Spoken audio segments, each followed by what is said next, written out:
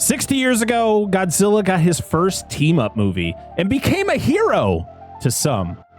As this week we talk about 1964's Ghidorah, the three-headed monster. Your host, Parker, Dan, and Angela, slice and dice their way through the good. If it bleeds, we can kill it. The bad. You brought the devil! There's a devil inside everyone. And the ugly movies you love. And you can't piss on hospitality. I won't allow it! Hold your favorite films and franchises tight, because they aren't safe. In fact, it's already too late. It's time to dissect that film.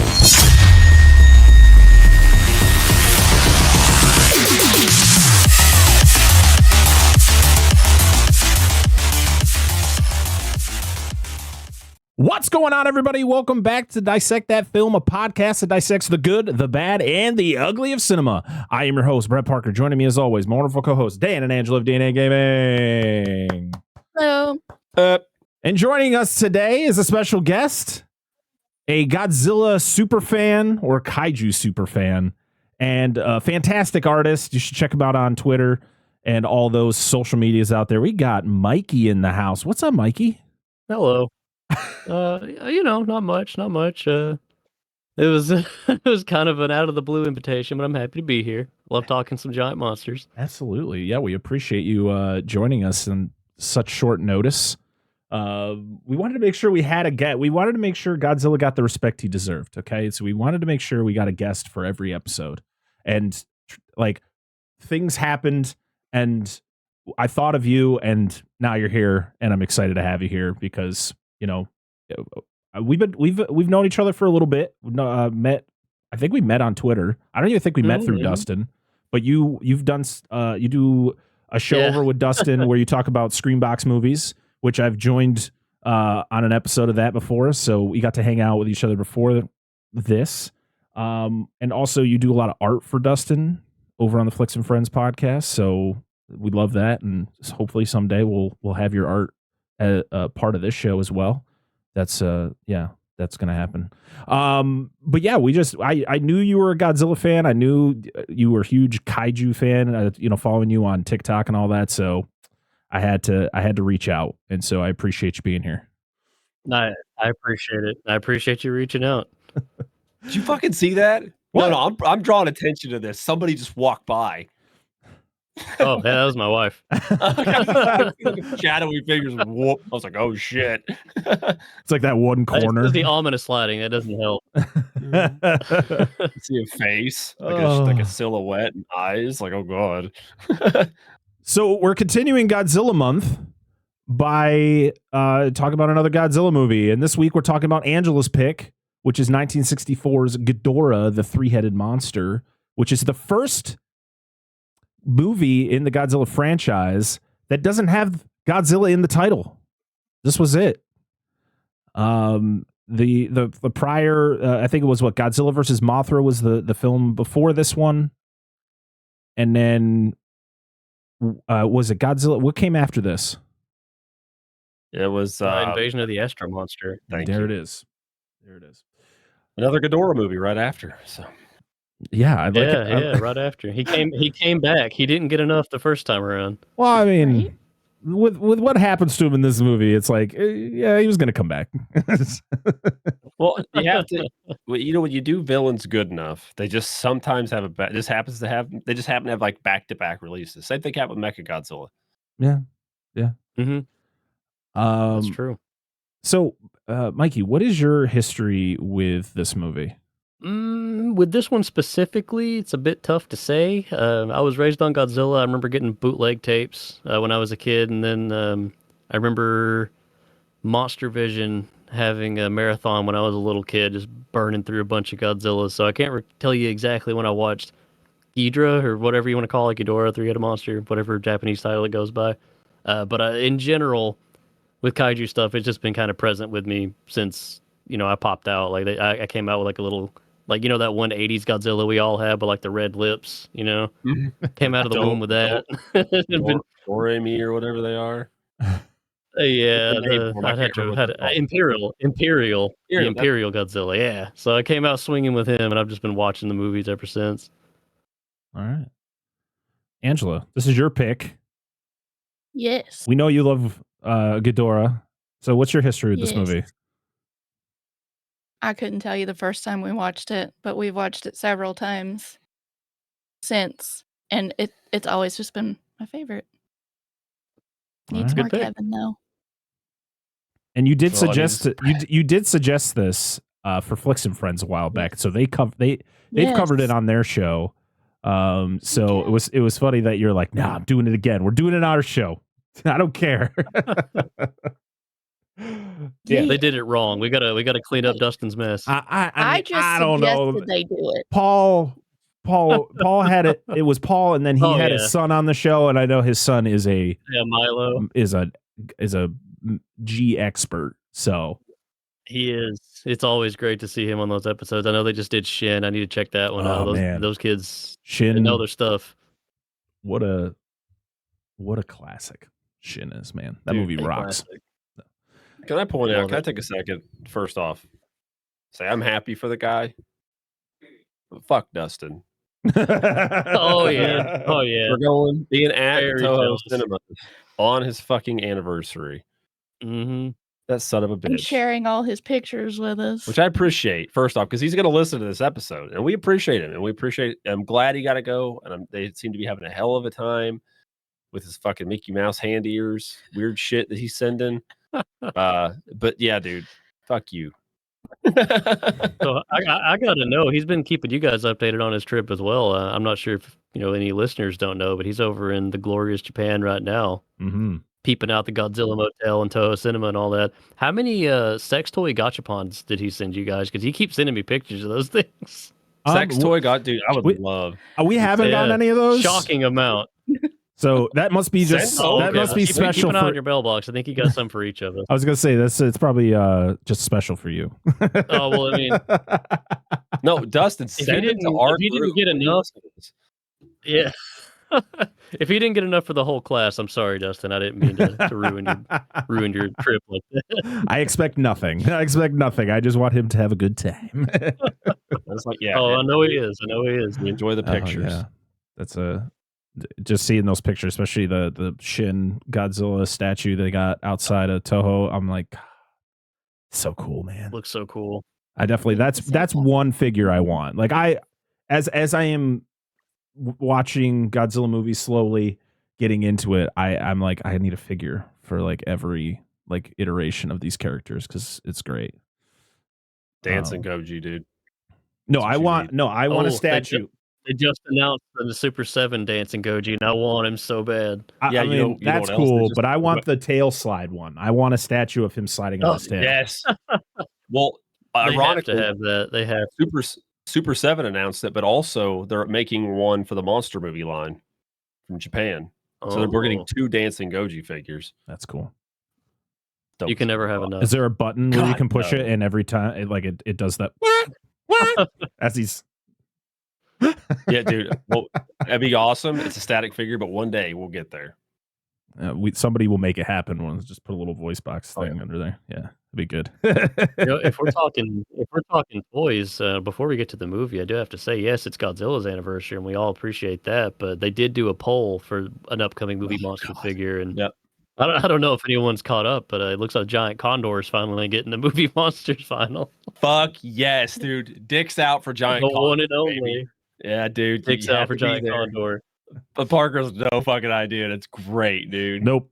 He'll find out. I mean, He'll know. the cool thing is yeah, we're so this month is dedicated to Godzilla. It is the 70th anniversary of Godzilla today. Yeah, as we're recording, it is Godzilla Day, November 3rd.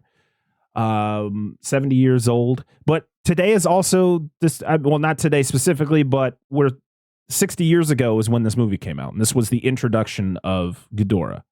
So. Ghidorah is 60 years old this year, so that's cool. I don't actually. When did this movie came out? In December. So yeah. Close enough. Dan, what is your history with this movie? This is gonna be another like grew up watch with like my dad got or borrowed from my uncle's house. I really remember the old, I think it was Home Video Treasures or Video Treasures VHS Ghidorah, or of course they used to call it Ghidorah. Like of course would be probably a more direct, correct translation or whatever, but I've always called it Ghidorah when I figured out that's what it was. But Ghidorah the Three-Headed Monster, I very vividly remember the VHS for it. But yeah, that was about like this was not one that I watched a lot growing up, but I have seen it. There's a famous scene that wife likes to quote that is pivotal to the existence of this franchise. You have to see that scene. And this is just like, I loved it. There's some really good stuff in it, but just not one I watched a lot. I always ended up like Invasion of the Astro Monsters or Godzilla vs. Monster Zero, as some people would know it here in the States. That's the one I always remember a little bit more. But yeah, it's just one that's been around. Actually, I've been quoted as saying I'm not as high on this movie as a lot of other people. So we'll see if that held over during this viewing. But yeah, that was my history with it. Not a whole lot, but it's been there, and I have seen it. When I was now that VHS, I was curious. That VHS you watched, is that the one that has like the spine art that like combines into a big Godzilla 84? Or was it like an earlier release? Earlier release. I'll see if I can find it. I don't. Yeah, I was gonna go grab mine from the box set because if you flip it over, it's got the cool Godzilla 84 art on it. But yes, I remember seen that older release. I used to have a few of those. That's cool. So Ghidorah, the three-headed monster, or Three Giant Monsters, Earth's Greatest Battle, as another name for this movie. Good name. Was directed by Ishiro Honda. Of course, we've talked about him before, as he did direct the original Godzilla from 1954, and we talked about Rodan, which he also directed. That's cool. Ooh. That's a cool cover. That's the one. Yeah. I don't. The cover. You guys can't see it while we're recording, but the cover that YouTube is going to see. That's my favorite cover of this movie. It's a newer one, but it's cool. It's like all the monsters like heads facing towards each other, kind of like a face-off on each side, where it's like the heroes and all three heads of Ghidorah. It's pretty cool. This was written by Shinichi Sekizawa. Special effects were done by E.G. Shuburuya. Again, I'm going to apologize for my pronunciation of these names. As for the cast, we have Yosuke Natsuki as Detective Shindo. Is it Do or Do? Is it Shindo? Do. Okay. I think it's Do, yeah. Okay. I believe it's Do. Yuriko Hoshi as Naoko Shindo. She was in Godzilla vs. Mothra, from what I read. But she played a different character, even though this is technically a sequel to that movie. Yes, this is the loose connectivity we talked about. The same as with another actor you're about to get to. Is actually the original Mothra, but not playing the same character. Okay. Interesting. Yes. Hiroshi Kozumi as Professor Miura. That's the guy. Okay. Yeah, so he actually was in the original Mothra, and then he was in this, and then he reprised his role as his character from the original Mothra in Godzilla Mothra and Mechagodzilla from 2003. Wow. Weird shit. But he did a lot of other stuff. He was just in Mechagodzilla. He was the Professor Wakura. Okay. Well, makes a lot of sense. I feel like they use a lot of it doesn't, but they use a lot of, I feel like these movies, you'll find like one or two actors that have just kind of been hanging around. Like, yeah, we're here. We're never playing the same person. Yep. We're going to play somebody similar. Like, I'm always going to play a doctor or a professor of some sort. Well, like Makarada does that a lot. Yeah. Yeah. And then Kenji Sahara, you're about to get to him. Yeah, he's in this movie, and he was in the original Rodan. He was the boat captain in Godzilla vs. Mechagodzilla. And then there's the guy at the beginning played the dude with the pipe, the powerful pipe dude. Yeah. And then he was Dr. Sarasawa in the original Godzilla, and he's I think these are Japan. I don't know this for sure, and if somebody can confirm this, please. I think a lot of actors had contracts with studios where they just did work for that studio. Oh, I mean, that was see a lot of the same. I mean, that was the same in the States. That was the same in Hollywood. Like, there were these the bigger actors in Hollywood pretty much were like contractually obligated to a certain studio. So it was like this actor is huge for Paramount. This actor is huge for Universal, and but they only could be in those studios' films unless those studios combined for some reason for some co-op film or whatever. But that was it's crazy how Hollywood, just how movie making used to be. We're all just fighting to become Empire's guy or Canon's guy, I'm sure. Yep. Yeah. They were like, if I fall out of Paramount, I'm going there. Canon all the way. We have Akiko Wakabayashi as Princess Mazdarina Salno. The Peanuts as Shobijin. The Shobijin. Love them. Are those the twins? Yes. The Mothra twins? Okay. Takashi Shimura as Dr. Shukamoto. He, I guess, was a big... did a lot of stuff with Akira Kurosawa. And actually... he started off his career doing a lot of Godzilla stuff. Well, actually, he'd been doing movies since movies started, but he started doing Godzilla movies and a lot of monster movies, and then he was starting to get into Kurosawa films, and then it got to the point where Kurosawa and Honda were like conflicting with each other because like, hey man, I'm trying to make my movie here, and you got my actors like. So like there was actors like trying to do both at the same time, and back then it was a lot harder than it is now to like have one actor be in two pretty like big studio films for a certain country. But he was in Seven Samurai, which is like one of Kurosawa's biggest films. Drunken Angel, that's a great name for a film that came out in 1948. But he also, but he was in the original Godzilla. He was Professor Kiyoshi Yamane. He was also in Raids again. The next year. Yeah, he was the original. He played Dr. Yamane in the first one. Yeah, Yamane. He shows up in a few. Yeah. Is Yamane the dude who's like explaining the Odo Island stuff? Is that who I'm thinking of? Yeah, he's the main professor we follow throughout the film. Yeah. Hisaya Ito is Malnus or I think it's Malnus, right? Or is Wikipedia has it as Malnus, right? Yeah, he's sunglasses guy. He's Shades guy. That was his name in my notes, was Shades guy. Akihiko Hirata as Security Chief Okita. Some of these people I'm like, I don't know who what characters these are. Kenji Sahara as Kanamaki, Shushumo Kurobi as Assassin, Akio Sawamura as Fisherman, Aharo Nakajima is the suit actor for Godzilla, Masanori Shinohara is the suit actor for Rodan, and Shoichi Hiroshi is the suit actor for King Ghidorah. Well, if you want a little bit of trivia on I just blanked his name. We were just talking about him. Shoichi? Not Godzilla. Yeah. Shoichi. He also was Kong. He was King Kong in 1962. The goofiest looking King Kong ever.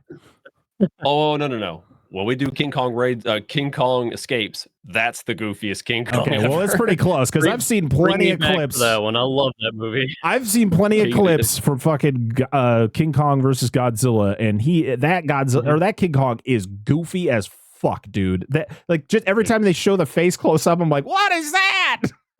That's not an ape. His face. Why is he looking in all directions? Now imagine if that suit sat in a warehouse for a couple of years and got a little bit crusty, and then they pulled it out of storage. That's the King Kong escape suit. Yes, dude. And like they had to rebuild the face. He looked goofy as fuck. He's crunchy. He's crunchy. Yeah. And Hirose didn't even play him in that. Oh, he didn't? I did not know. No. He played from my limited information. He played Kong, and then Ghidorah in this, and Ghidorah in the subsequent film. Interesting. And one character that is in this film, at least they're credited on IMDb, so this may not be correct, but I do want to point out Bean Furuya is credited as some stunt work or possible suit actor work, and he was the original Ultraman. Yeah, okay. He said that, and it triggered something in my brain, but it took a minute. Yep. As for like production, we already talked about Honda and Shiburaya as the special effects director. Ken Sano was an assistant director We had Takeo Kita as was the art director. Akira Watanabe was the special effects art director. He was the one who actually came up with the idea and design for King Ghidorah. I guess King Ghidorah was a problem. Like the whole suit, the whole how it worked. It like there was times where they had to shoot it at certain angles because like light was reflecting off the wires that were holding up the wings or the heads. The heads would get all knotted together. I want to see these videos, man. I wish that there were behind the scenes guys back then who were just like, yep, this is movie making, guys. And it's just like I just want to see it. I just want to see two Ghidorah heads just tied up together. It's just hilarious. The actor, I want to say there took 8 people in total yes. to coordinate. Oh, wow. Yes, because there was the suit actor who pretty much had to be crouched down the whole time, and he was like leaning on a bar. And then the heads were controlled separately. And then you had 2 people for each. You had one person on each wing, and then you had somebody who would control the tail. Yep. Plus, Tails. they had to have somebody assist with Tails, the walking, like the fact that because Ghidorah only has 2 feet, he doesn't have arms because I guess his arms are his wings. I don't know. He's he's an odd designed creature, but he's great. But like just reading some of the behind the scenes for how they had to do everything with Ghidorah is just hilarious. And the fact that this movie is called Ghidorah, the three-headed monster, and he is in the movie for about a blink of an eye, always blows my mind. I'm literally looking at it. I was watching this movie, and it wasn't the fact that I was like disinterested in the movie or at all, because Godzilla shows up before Rodan shows up, and I was like, once Rodan showed back, I was like, fucking Rodan's back. It's been so long since we saw you. I missed you. And he has the Godzilla, right. And he has a Godzilla screech when he first shows up, and I was like, okay. For some reason, I was like, all right, somebody hit the wrong button on the recording. Shit, we can't fix that later. But then you're looking like when Ghidorah shows up, I was gonna pause it and see how long, but it felt like forever because that motherfucker's just in. He's here, you just don't see him. His name doesn't even get mentioned until like 2/3 into the film. His name does not get mentioned until right before, his appearance, like when he makes his first appearance, which is just crazy. But as I stated before, this is the first Godzilla movie, even though Godzilla really isn't in this movie for very long, that doesn't have Godzilla in the title. And then other movies would down the line would do the same thing by just having the name of the monster that Godzilla would have to fight against. And this would be the first movie that Godzilla was portrayed as like a hero in a way. So like he shows up as your typical Godzilla, but then he becomes like a hero. He's got to like team up. And it was also the first movie that had that team up factor where he would team up with other monsters to defeat another monster. Honda did not like the direction that Godzilla was going in. He wanted the Godzilla that he had created, and the one that was like, he was terrifying, and the fact they were going in this direction of making him a hero, making him more comedic, because it would just get even goofier as we go down the line. I mean, it was goofy in King Kong versus Godzilla. I mean, there's literally a scene where he's trying to choke out, where King Kong is trying to choke out Godzilla with a fucking tree. I mean, shit gets goofy in this franchise, and Honda was not a fan, even though he was involved with a lot of it. So this was like early studio meddling in how these movies were being put out, because Toho, of course, was the one who controlled everything. They were the ones hiring the directors and everybody to make these movies, and Honda didn't really have that full control over what was being portrayed on screen. And so you could see, like, he would come back and direct a few more Godzilla movies down the line, but then I think he was like, okay, I need to get the fuck out of here, get away from this, and do my own thing. I think we've talked about it before. Didn't he end up making some movies with Kurosawa later on, like towards the end of his career in like the 80s? He was Kurosawa's second assistant. Okay. Like before, like long before, before he started doing it. So he was working with him before, and then got into all this, and then went back to him towards the end of his career. Yeah, that's why they always work closely together. They use similar actors, stuff like that. So, but to my knowledge, that's what I've been. Yeah, I guess it was E.G. Shubaraya who was kind of the advocate behind. Did I say it wrong? Angela's over there fucking laughing at me. I know. She is. I'm just like, it's good. Because he corrected you earlier, and I don't think you heard him. That's okay. Nope, I didn't. I know what he means. It's fine. I laugh every time. What is it, Dan? So, tell me what is it. It's AG. AG? Okay. Subaraya. AG Subaraya. Subaraya. Okay.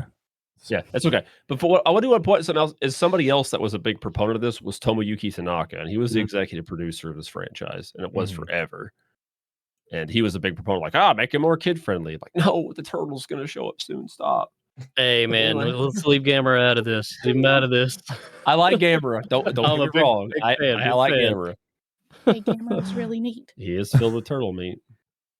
He spins around real fast. Have we been eating Gamera? No.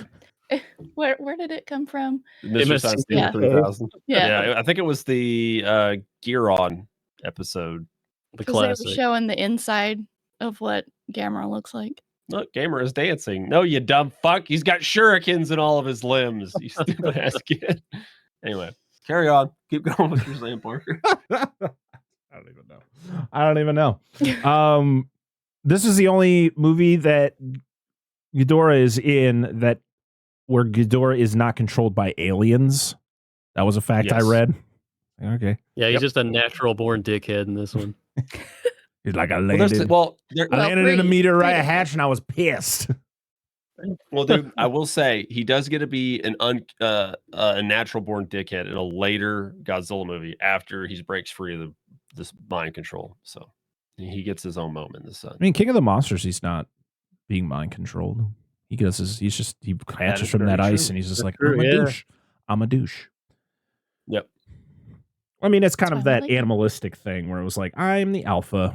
So here we go. Allow me to flip the script a little bit in GMK. We get a little bit of more of a heroic Ghidorah. That's fun. Yeah, Parker's going to get that. Oh, dude, you'll love it.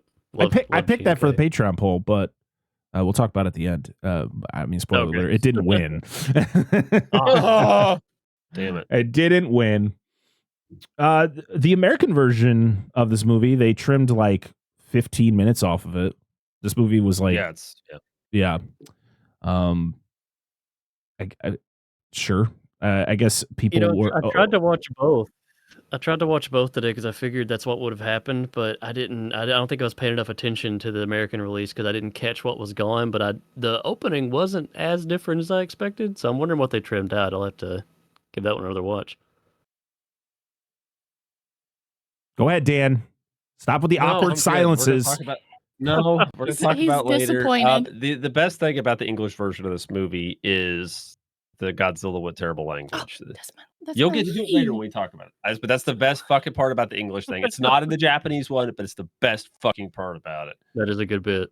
Yeah. All right. Well, I think actually before I gotta mention the music. Akira Ifukube. Yeah. Ifukube, our boy. As soon as the movie starts and you hear that goddamn theme, I went, yes!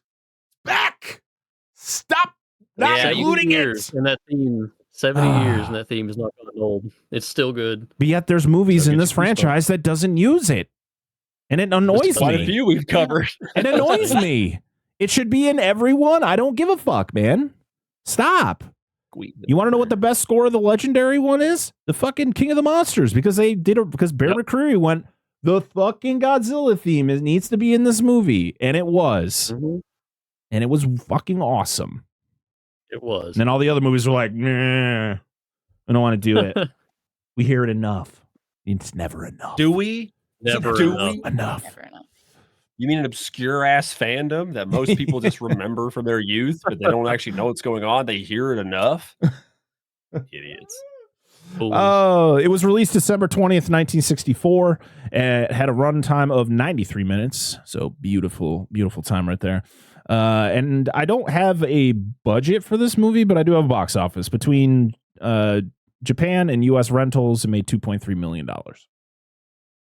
That's probably good. So not too shabby. Pretty good. Yeah. It earned $1 million just from the Japanese box office and 1.3 in the American box office. So Nice. pretty cool. Sharks of the Corn? Virus shark? Cocaine shark? Sharktopus? Yeah, those are all real movies. Join me, Steve Coates, as each week I take a comedic look at the bizarre world of sharksploitation cinema on Bucket of Chum, the Shark Movie Podcast.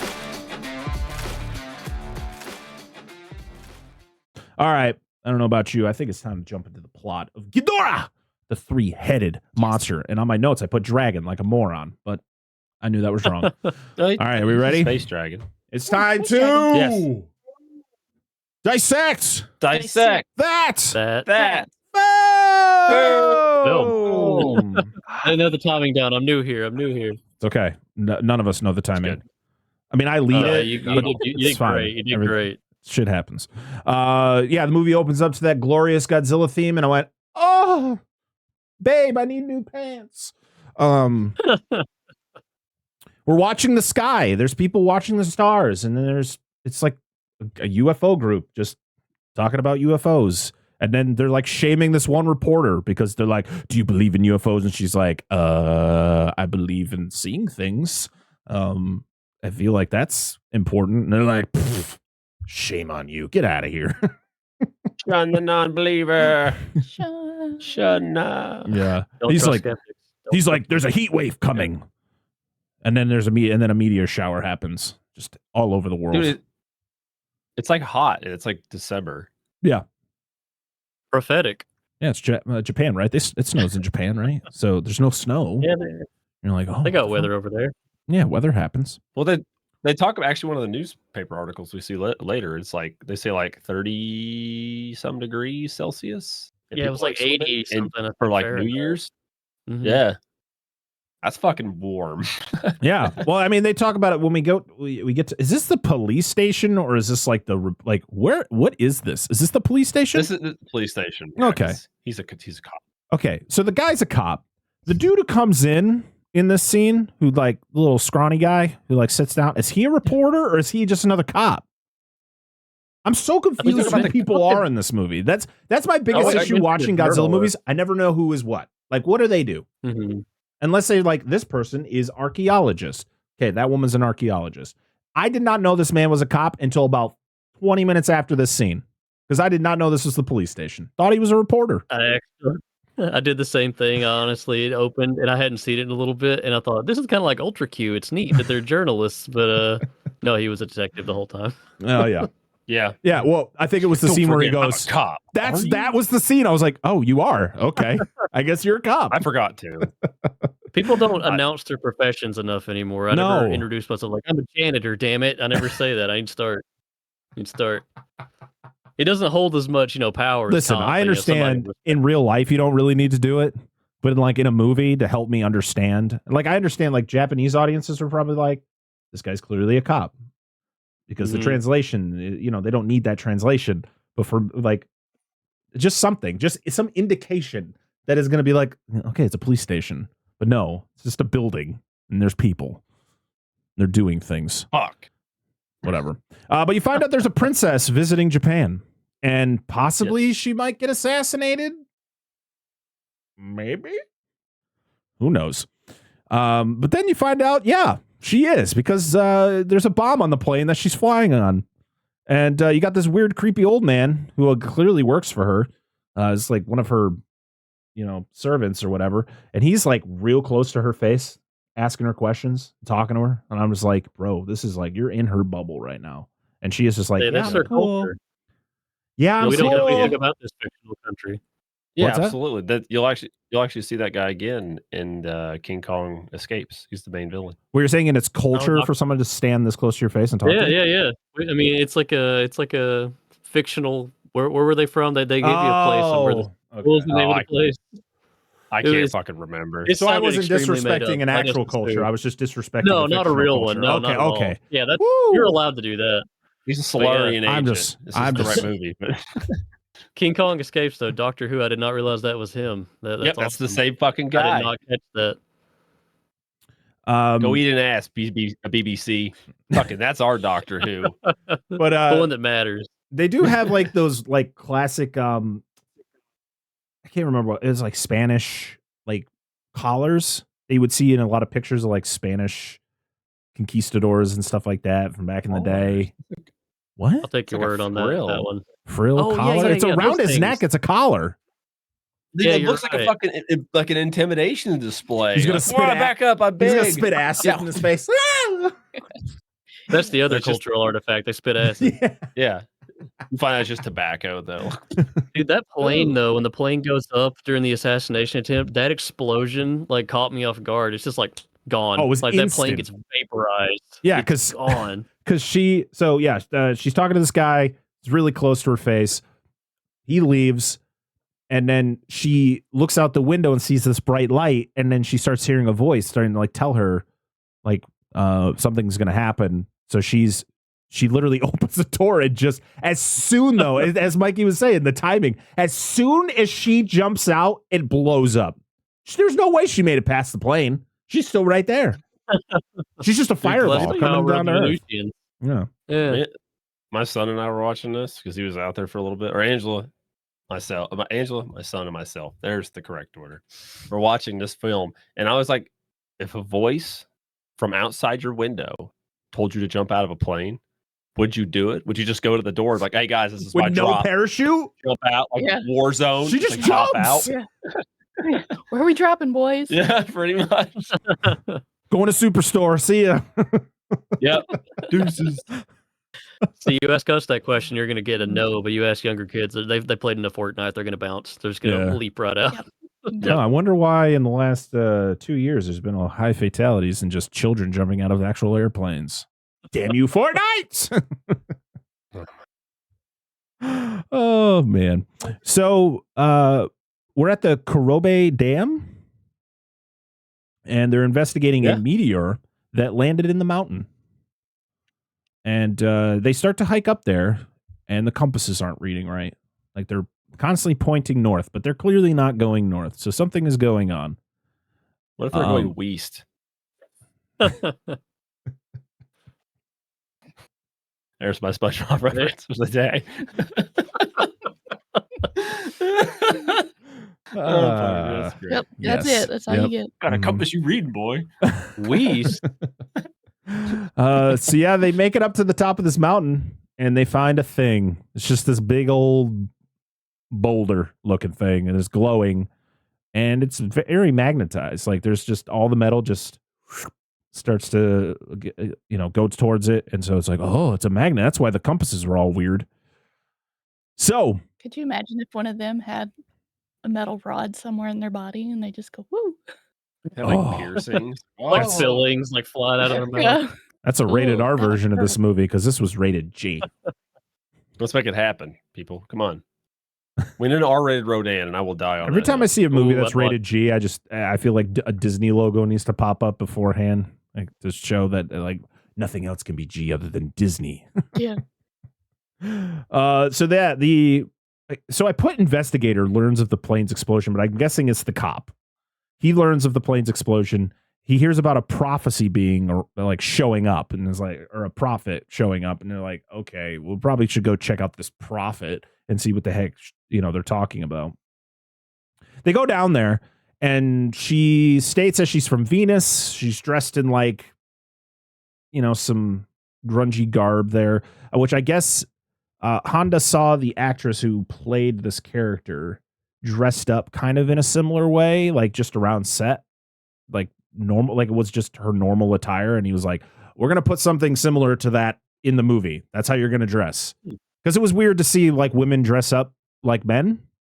So it was like, okay, this is interesting. Which the first thing a guy says is, are you a man or a woman? And I was like, all right, sure. We'll just ask that. So it was even an issue back then. We'll just ask that question. Sure.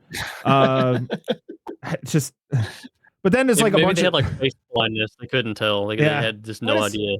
huh? You look like that princess that was supposed to be here. Which is literally what the cop I don't know does. how He's many people like, knew about that. he's like, You look. Remember that The similarities princess are from that striking. It's like, yeah, remember that princess from that small country that got smoked? Yeah, I didn't hear about it either. Cool, let's go. That country that nobody gives a fuck about. There you go. Yeah. But yeah, she says she's from Venus and she's warning Earth that something is going to happen, destruction. There's going to be things that are going to happen on Mount Aso, which is the mountain from Rodan, right, Dan? Yep. Yes. Yep. Ha! I remember things. Connect the dots. We are now on a game show called Where Are They Now? And I went, okay, sure. This is just Rodan. It's just both of them dead, burning at the bottom of a volcano. Where's Rodan? There they are. Rodan update. They're just on. It's just a cuts to a rotisserie of a chicken restaurant. Oh, What's happening to Rodan? Poor Rodan. That scene so sad. I love them. Those poor things. They didn't deserve it. No, they just wanted love. That's all. Yeah. That could be an advertisement.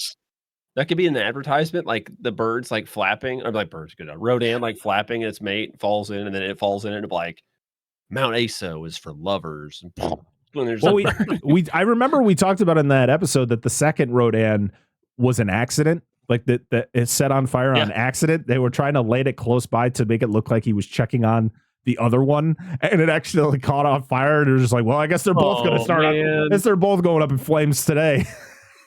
Damn, I didn't know that. That's unfortunate. Yeah, I remember we talked about that now that you mentioned it, and it was like, well, them the shits. I'm like, oh well, man. Light them up. Sucks to suck. Yep, smoke them if you got them. So two little boys come out and they want to meet Mothra, and so they bring out this tiny little box. Okay, and I just want to state I have not seen Godzilla versus Mothra, so I did not know about these characters. I knew that there were Mothra twins because I knew that Mothra was always associated with twins, but didn't know about these characters. So they bring out this box, they open it up, and there's just two little ladies in there, and I went, this isn't real, right? Like, this is just part of this game show. Like, is this some sort of like skit they're doing? And it's like they're really small, and then they talk to these kids, and they always talk at the same time, saying the same exact things. They're like connected in some way. So did you not know the twins were tiny? Did you think they were? I did not know they were. No, I did not know they were tiny.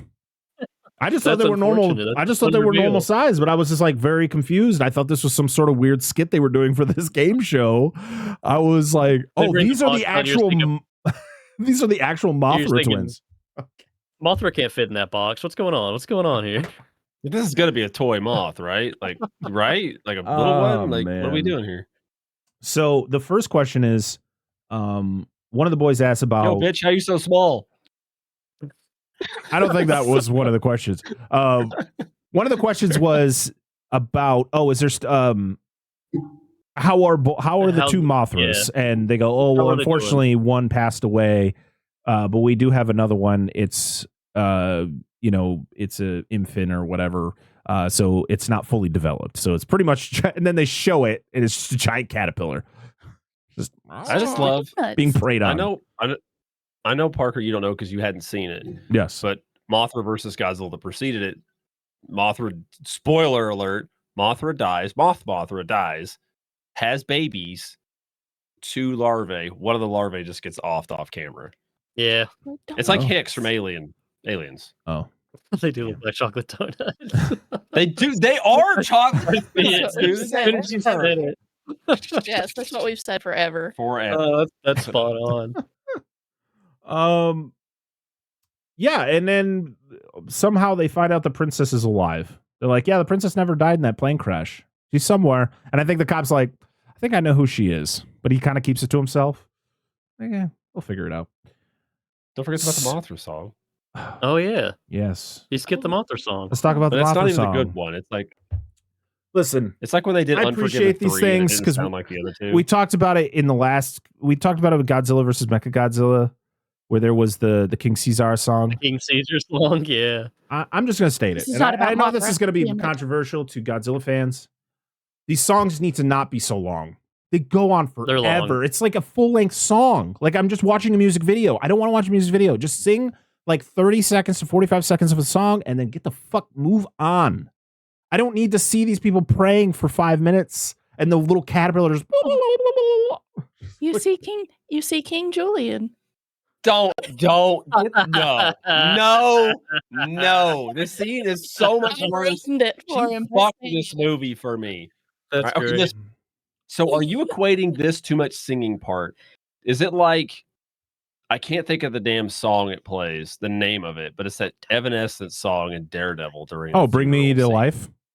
Not Bring Me to Life. It's the other one. Yeah. No, What? it's the other one. It's the sad one they play during the funeral, where it's like he's like, I just want to. He's like, hang on, just stay there so I can see what you look like in the rain. And there's that whole fucking song.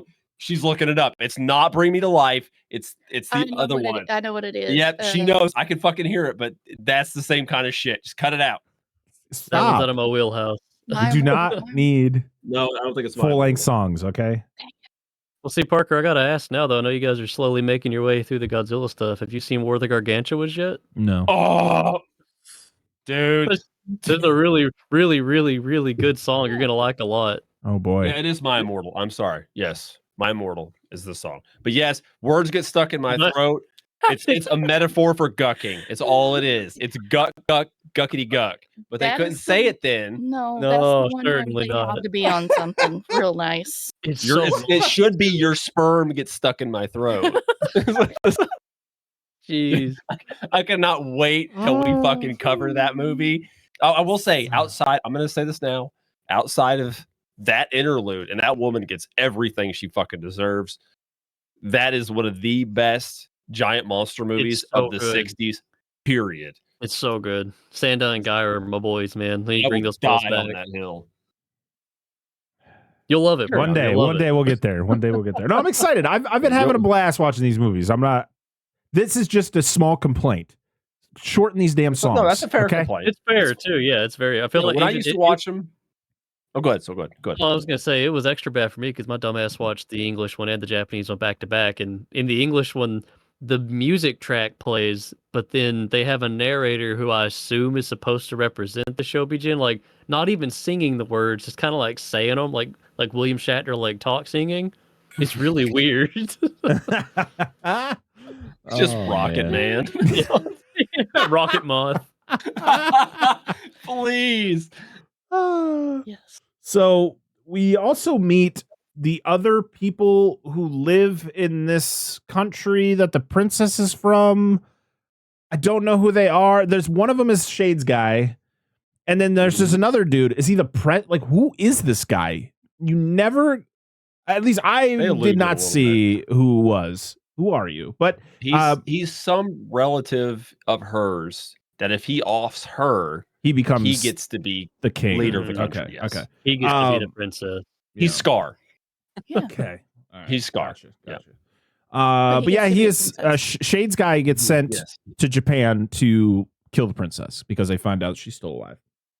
I do love though when they find out she's alive and they're both just like, what? Like they're so surprised. Oh my god, how? So the cops got to look into it's the cop, and then you see the reporter from earlier in the movie. They're going to investigate the Venusian. Is that what you would say for Venus? Somebody from Venus? Sure. Okay.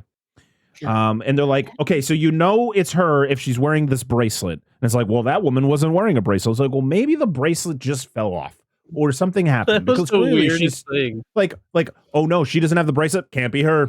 Can't be her. There can't be any other reason why she wouldn't have this bracelet on. No, let's move on. no. Like, okay. No. But yeah, they're gonna investigate her. So the reporter goes down and she is doing a stakeout, and her brother shows up, and he's just like, "That's not very ladylike." And I'm like, "The fuck? That's the first thing you say when you show up? Just like, oh, you're on a stakeout? Not very ladylike." Yeah, what does that even mean? God, I think it's the 60s. It's the way she said something. It's the way she said something, which is not like I assume is like not a very feminine way of saying it. I mean, also, I think it's a Japanese I'm making a joke, a 2024 joke based on a movie that came out in 1964, where this was normal, like for these comments to be made. So it's like, yeah, I'm doing those woke statements where it's just like woke, like yeah. Now that scene does have one of my favorite jokes in the movie though, when he's talking to Naoko and they're getting a soda, and he's like, "Well, I'm not gonna pay." And then the guy, like, at the soda jerk, like, Like, turns huh? around, like, "What?"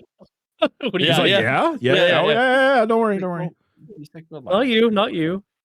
We do get a scene earlier, which I don't know why I didn't write it down, but there was a scene earlier where she gets out of a vehicle with a guy, and then her brother goes, like, they're at their mother's house, and he like tells the mother, like, oh, she's got a new boyfriend just because she got out of a car that some dude like drove her home. Like, oh, it must be your boyfriend. Find out it's like the guy who's the scientist who's working on the mountain with the meteorite. So they find out where the prophet is. She is at the volcano, right? She's at Mount Aso. Yep. Okay. So we're now at the mountain. The prophet is saying all her stuff. A dude's hat flies off down the hill. Love this bit. The dude's trying to haggle. Funny. He's like, 500 yen. All right, 300. All right, 200. And you're like, all right, 200. And the dude just hops into an active volcano, like, 200 yen, I'm going for it, baby. I tried to look up the conversion on that and like the inflation on it, but there's too many numbers and I got confused. But it didn't seem like a ton of money. It's like $20 nowadays. But it's great because he's just like, I'll do it for 700 yen. And like the guy's like, and he's like, 400 yen, 200 yen, before he could even say no. The craziest thing. He doesn't even like give the dude a chance, dude. The craziest thing is this hat flies off, right? Into an active volcano. And I'm sorry. I don't care if it was my hat. My wife bought me this hat. If it flies into an active volcano, sorry, babe. My hat's gone. It's lost. I'm not going down there, and I'm not going to pay someone to go down there. This woman is distraught. She's like, I bought that for you. You're just going to leave it there? Like, Park, who's behind you coming up with a rolling pin? Who is that? Is that your...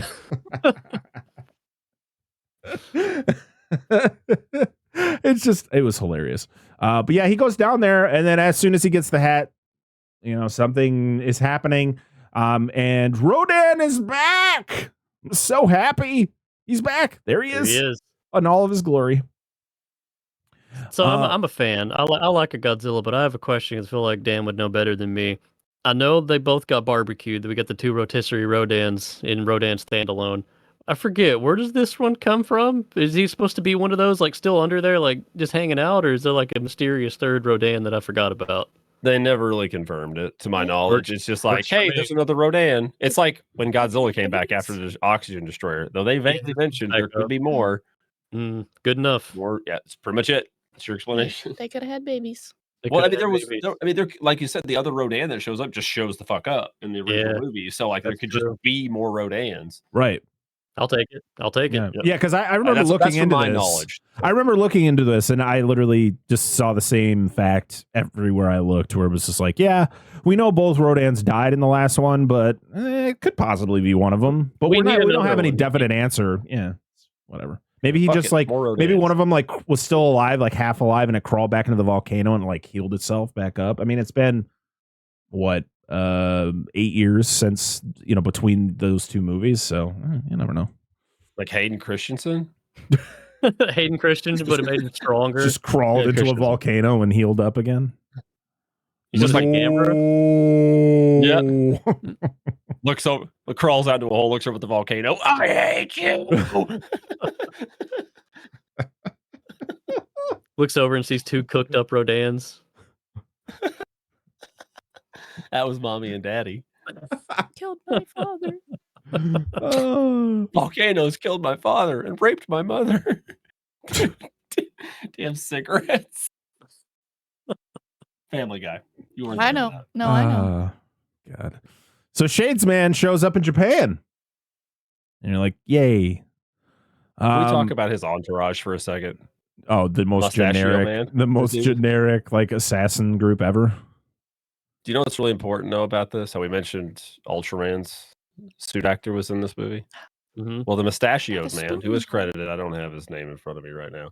He plays Ultraman's human form, Hayata. Oh, that was Hayata. Susumu Kurobi. That's the guy. Okay, he is Ultraman. Like both parts of the actor were in this. He didn't have Never would have guessed. He didn't have a spoon. No, he had a gun. Maybe he could just hold the gun up. Oh, the gunfights in this movie are something. Something of a sight to behold. So a bunch of noobs at Counter-Strike. Like, what do you mean I gotta aim? So there's a whole thing where we're back on the mountain studying the meteorite. It's not like things aren't magnetizing to it anymore. Like things aren't attracting to it. And they're like, oh, is it going to explode? That was one of the things that somebody said. It's like, maybe we should get the fuck off this mountain then. Because if this thing's going to explode, we're going to die. We're literally like 100 feet from this thing. All right. I've seen Dante's Peak. Oh, man. Not that. I mean, the grandma getting her legs all melted. Oh. Yeah. All right. What happened to Rodan? That's how he went out. Right. That and compound fractures. Ooh. It's just like it melts to a certain point. It's just the bones just like... So the Mothra twins are going home, and the prophet's just like, don't do that. Something bad's going to happen. And they're like, okay, we won't. And then the reporter lady's like, hey, prophet lady, come with me. I need to talk to you. And then they randomly just takes her away. Just like, well, the thing was what's her name? Akiko Wakabahashi.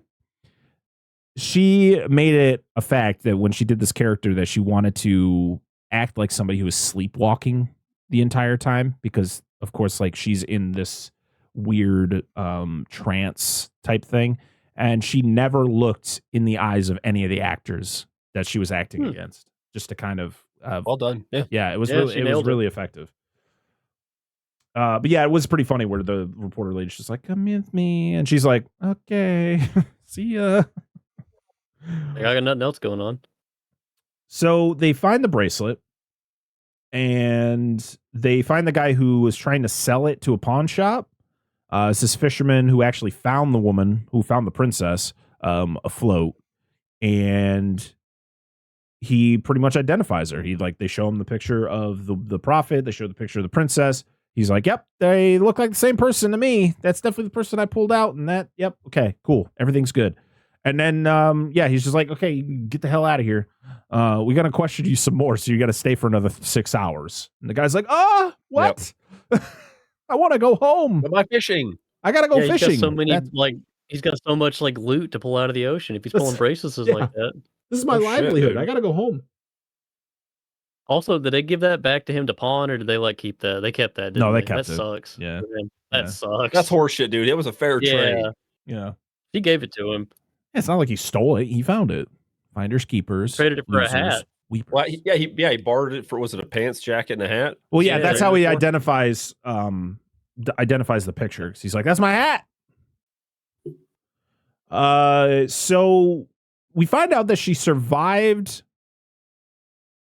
the plane crash or the plane explosion. Sorry, because she fell into another dimension.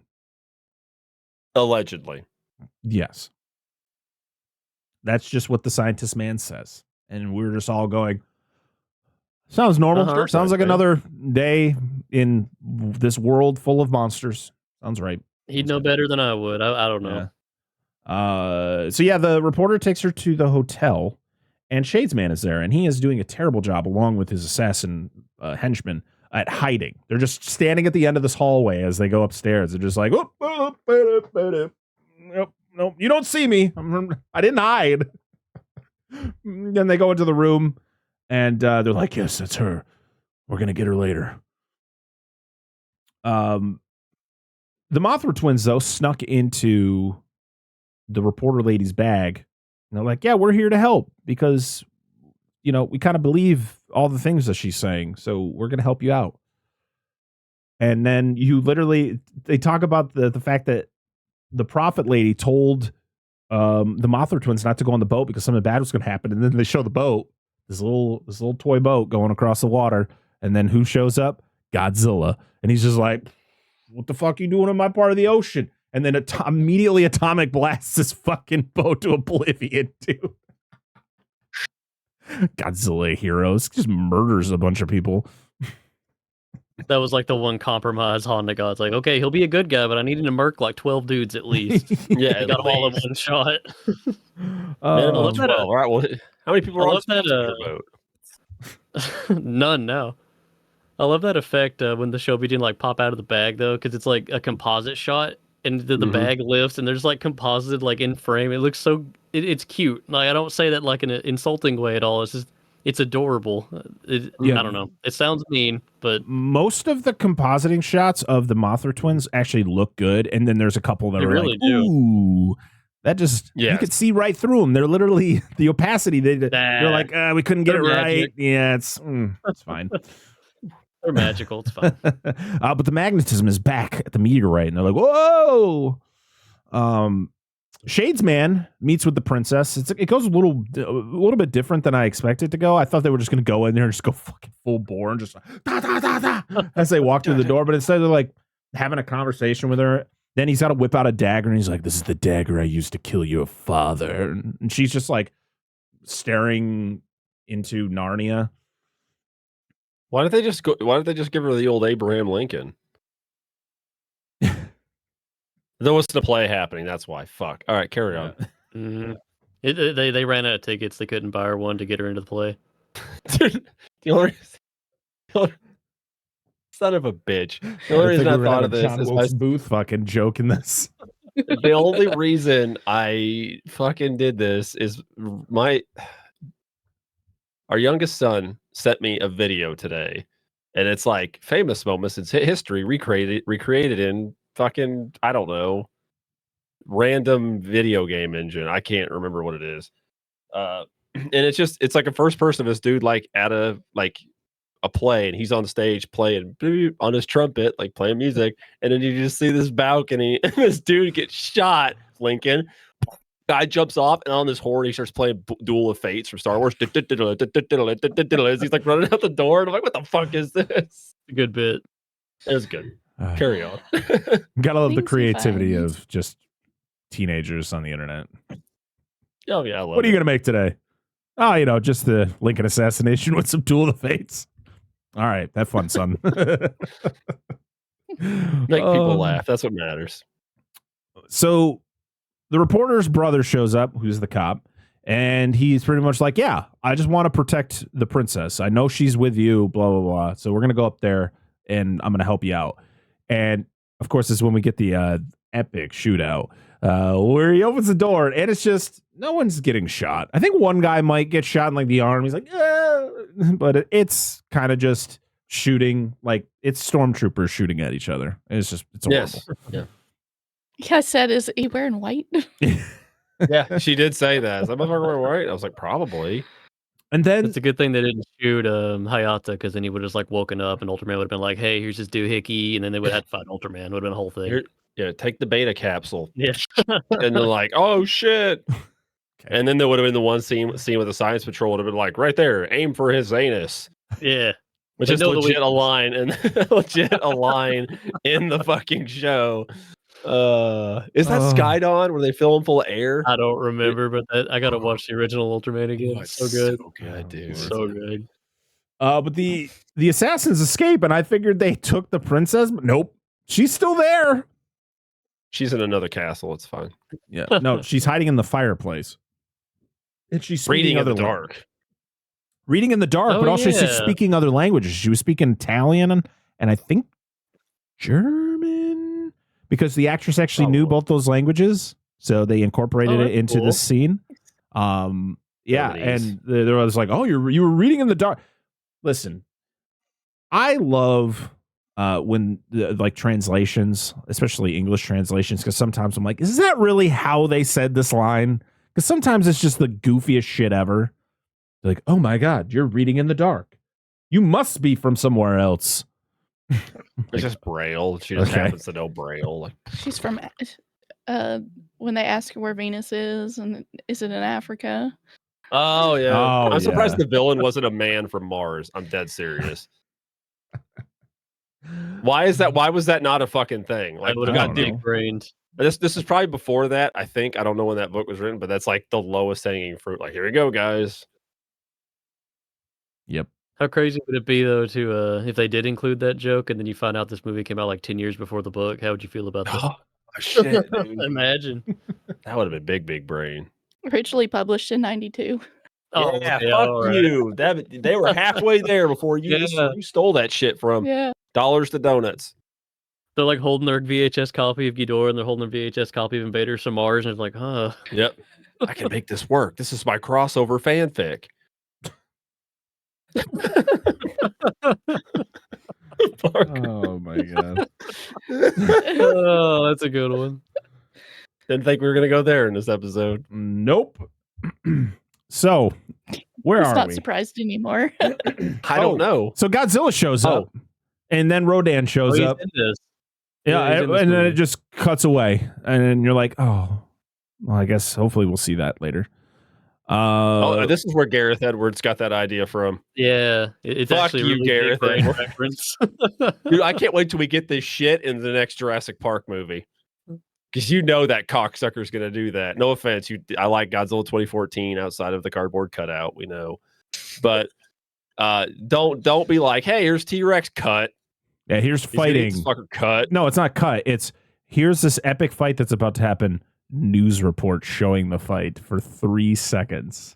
Like, not even full screen. Not even full screen. Christ. Yeah, like dude, that airport scene, that huge setup of Godzilla. He roars for the first time. You're like, yeah, and he's gonna fight the freaking whatever the hell they are.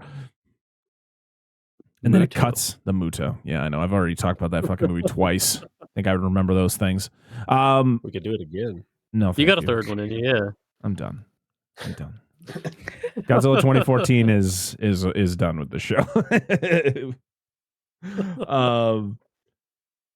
So we're at the doctor's lab on the mountain, and or no, that's not that doctor. Dr. Somoto's. I'm guessing he's the UFO doctor. He's got a lab on the mountain.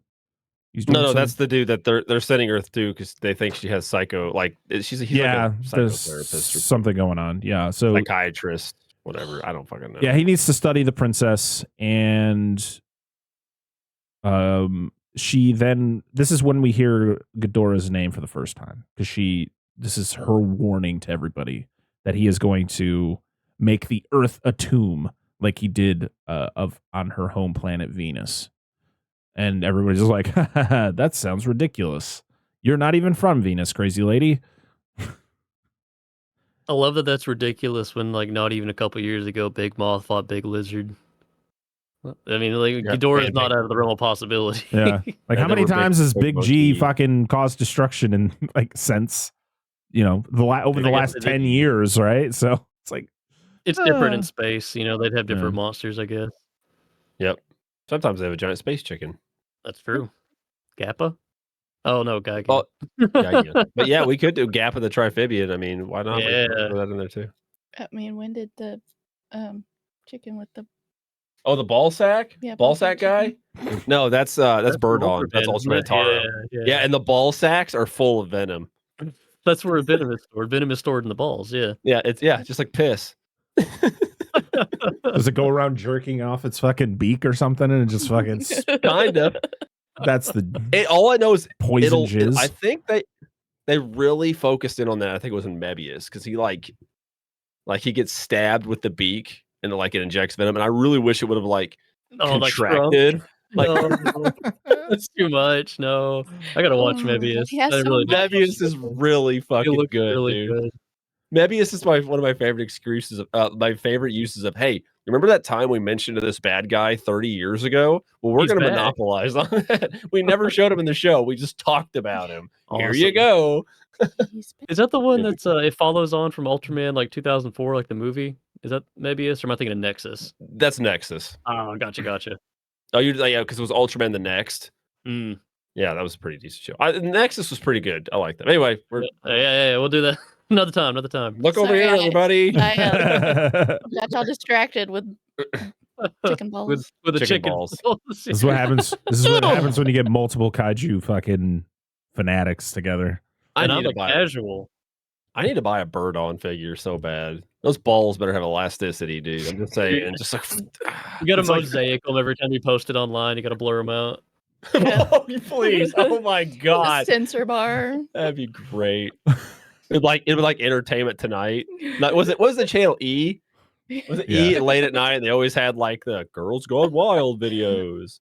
Censor it with two little Ultraman Taro heads. Oh, dude. Ideas.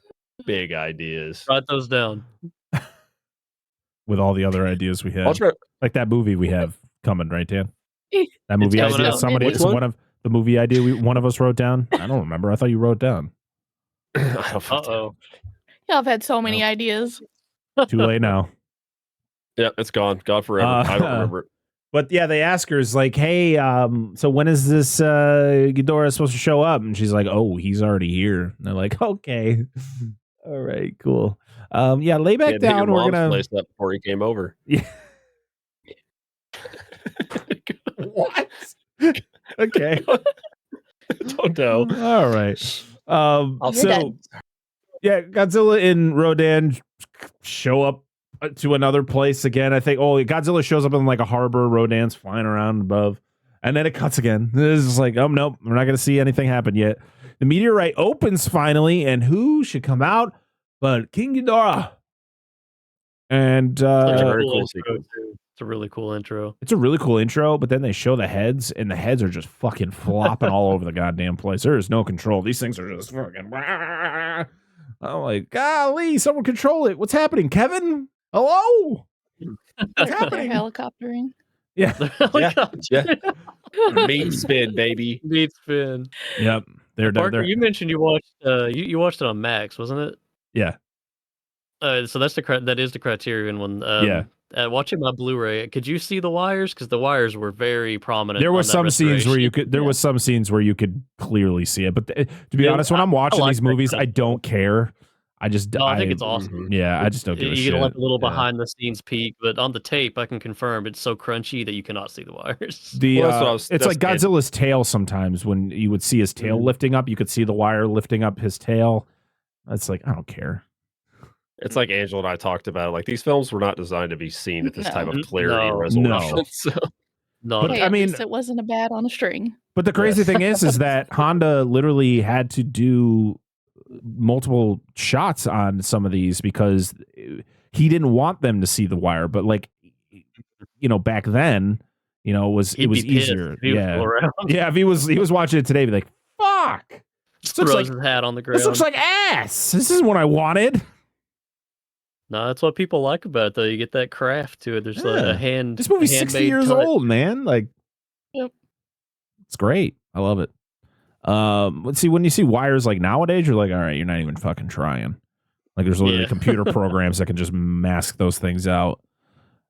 So yeah, there's the whole thing where they're like, okay, can we use atomic weapons on Godzilla and Rodan? They're like, Eh. I don't think that's the best idea. And shouldn't we worry about Ghidorah? Like, what are we worrying about these two for? Like, that one seems like he's a real fucking deal because he literally just flies over a town and just electrifies everything, just fucking puking up electricity. Originally, the design for Ghidorah was supposed to be purple, and he was all three heads were supposed to shoot fire. Like, it was supposed to be like a typical dragon. and And his wings were supposed to be red, white, and blue. Yeah, he looks like a rocket pop. yeah, It's and fucking America, baby. they're like, yeah, What did he mean by that? What did Honda mean by that? Yeah. Well, he used to. That's true. The These guys propaganda. used to make it. Honda and Ishiro Honda used to make propaganda films for the Japanese military. How far he came. I mean, Hey, man, it's Dr. part of Seuss. it. Dr. Seuss used to do the same thing. That's So true. Disney. Yep. Well, Disney was Dr. Seuss did it like as his job before he actually did all the things he was most famous for. Disney was hired. Like, Disney was already doing shit. Like, he already had like movies and shit out. Like, Disney was starting to become a bigger thing, and they were like, Yeah, "Hey, no, of could you course. do these things? Make some shorts." It was. can you have Donald It's Duck just what wear happens during Nazi war. propaganda? And you're like, It's so fucking funny, dude. Yeah. I see that episode. Yeah. It's so funny. "Oh man, yeah." Warner crazy. Brothers, everybody was doing it. It was just Crazy what shit, happens when man. you're in a war, dude. Oh yeah, It absolutely. happens. So, Yeah, this is when Godzilla and Rodan finally face off, and this is the only other time that Godzilla will use his atomic breath for the rest of the movie. He doesn't use it once on Ghidorah. He only uses it on Rodan and the boat when he first shows up. Yeah, fuck Rodan. Yeah, I guess he's like, him up. he's like, fuck this space dragon thing that I've never seen before. Maybe I shouldn't use it on this. The Mothra twins. I never really thought about that. Now that you mentioned that, No, I didn't. I've seen this movie several times. And never clicked for me. He doesn't use the atomic breath on him. Yep. Only uses it once on Rodan. The funniest he uses the atomic breath. Doesn't he use it twice on Rodan? Yeah, he only uses it in that first scene we talk about with the boat, where he blows the boat up, and then he uses it on Rodan. I don't remember. I couldn't remember how many times he did it, but it was only on Rodan. Because he gives him one of the when Mothra comes to like break him up here in a moment. After she's like, everybody calm the fuck down, calm down. They're like quiet for a second. He's like just gives him one extra little atomic. It's almost like spitting. It's like my cats fighting, man. One of them's got to get that last hit in. It's like absolutely. It's like as a parent, you're talking to like two of your kids who have been fighting, and like while you're talking to them, then one of the kids just fucking punches the other one right in front of you. You're like, "Hey, I saw that!" Like, one of the kids just hits the other with the atomic breath. I don't have kids, but I've heard that's what it's like. Just uppercuts the other one, blowing the atomic breath all over the house. Oh god! So the Mothra twins tell the defense minister that Mothra could defeat Godzilla, but they don't think that Mothra could defeat Ghidorah. So I disagree. This is horse shit. The only reason Mothra won last time, I fucking hate this. All right, listen. The only reason Mothra won last time is because this was a fucking dual-headed. It was both of them, and that's why they won. I don't think one of them could do it. I don't think fucking banana boat Mothra here, glazed chocolate donuts would have any chance by itself. Okay. But anyway, Mothra maybe, but donuts Mothra, I really don't know. Little baby Mothra. Mothra's stout. Yeah, they become lovers, so it's okay. It's fine. Yeah. Apparently, yes. Yeah. This is the one where the genitals are censored. Stop shipping. Not how that works. That's the weirdest shit about this, dude. When all that came about in the Godzilla community, I'm like, I knew this was here, but now I'm more aware of it, and I don't like it. But carry on. It is very weird. Yeah. So pretty much they're like, Godzilla, Rodan, and Mothra have to join forces, which has never been done before. And they're like, okay, well, I guess you can try to do it again. And what happens? We get the Mothra song. The whole fucking song again. This was when my wife went, they're doing it again? It's the same fucking thing. It's the same shot. It's the same, like, they just more like, now we're not reshooting this. We're just going to use the one from the beginning, and we're just going to fucking just insert it here. Except for we're going to have them like superimposed next to the Mothra caterpillar, and it's just going to be like, and then they got to turn on the fucking device that's underneath the Mothra so it can just fire it up. Yeah. Boop, boop. The Mothra train is rolling. Yes, it is. So did they? The Peanuts were a band. Like, they were chosen for the Showbiz for a reason. Like, they were pretty popular in Japan. Did they ever do like just a single of the Mothra song and Can I Get It and play it on a loop and then call Parker? Yes. His reaction to that. Well, no, hold on though. He hasn't seen the original Mothra song. This is like I said. This is like when Metallica did Unforgiven 1 and 2. And then they did Unforgiven 3, and it sounds nothing like it. And you're like, what the fuck? I thought this was Unforgiven 3. You set a precedence and then changed it. And this isn't a horrible song, but like the original Mothra song is the one that he used in that Bear McCreary used in 2019. That's that song, not this one in here. I'll have to listen to him again because I'm revealing myself to be a fake fan here. I don't remember the difference. You're good, dude. You're good. No, you're fine. It's all good, man. No judgment here. Oh, I appreciate it. Only Metallica would make songs that are fucking Unforgiven 1, 2, and 3. How about just make different fucking titles for your songs? Cut that shit out. Yeah, like Unforgiven versus Ghidorah. Yeah, 100%. Unforgiven was a great song, but then they're like Unforgiven 2. I'm like, why do we need a 2? What the fuck is going on? Yeah. Your songs are already 8 minutes long. Stop. You have Unforgiven, then you have Invasion of the Unforgiven Monster. And then you flip it, and then it's Godzilla versus Unforgiven. Mm-hmm. Sure. There we go. No, I fucked up. No, it's Destroy All Unforgiven. That's it. Because I forgot about damn. Anyway, go ahead. So we find out that 5,000 years ago, the Venusians came to Earth because their planet was destroyed, and I guess Ghidorah was the one who destroyed it. Yes.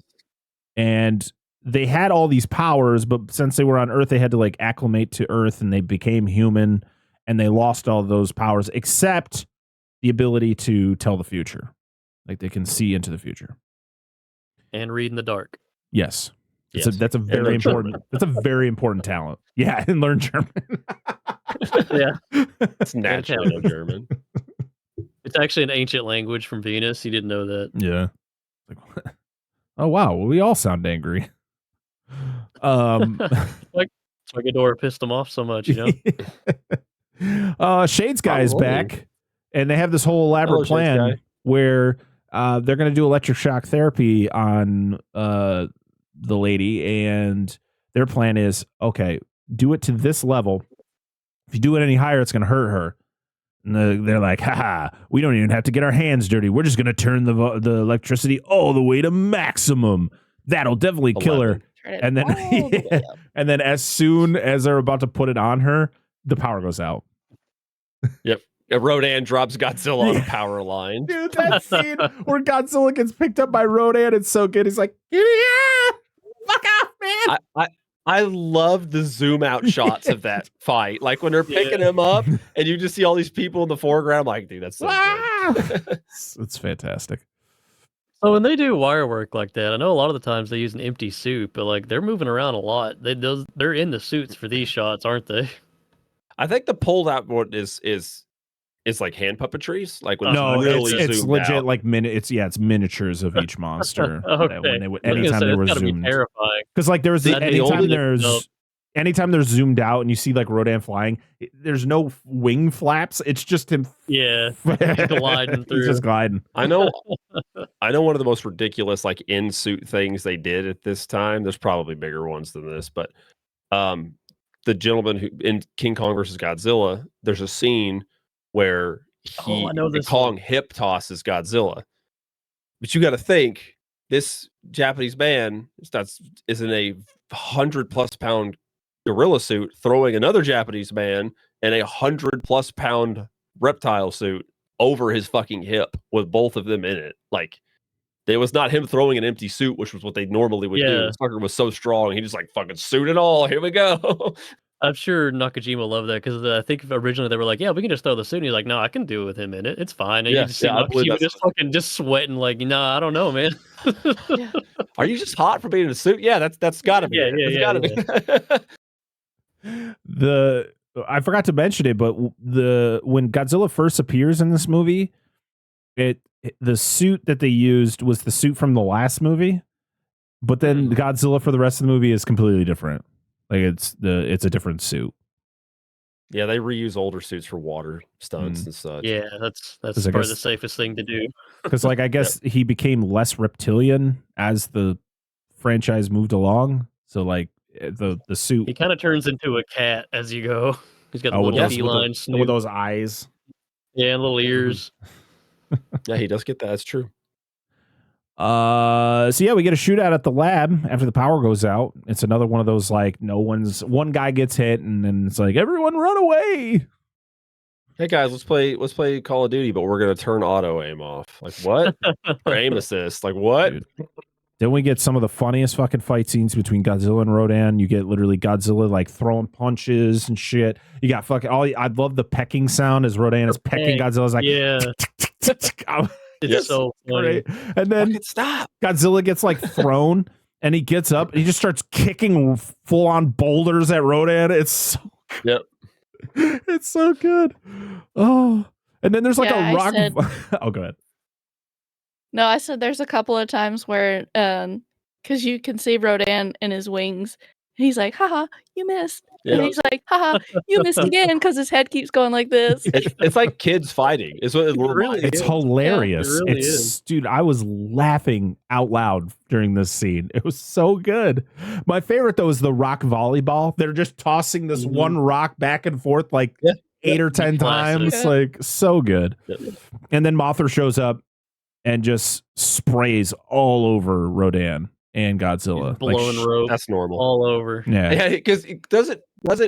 I think Godzilla gets sprayed first, and Rodan laughs, and he gets bukkake so fucking hard. Like the funniest thing is after this happens, you just see Godzilla just sit.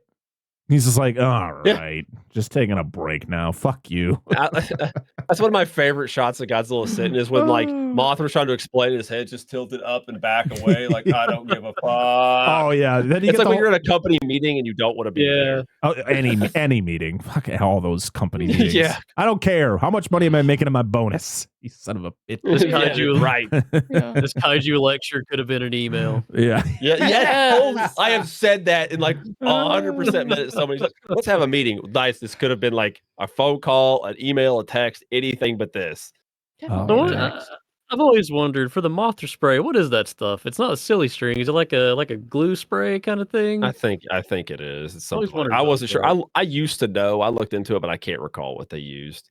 I had to look that up. That seems messy and hard to clean up, and hopefully it didn't take them too many shots.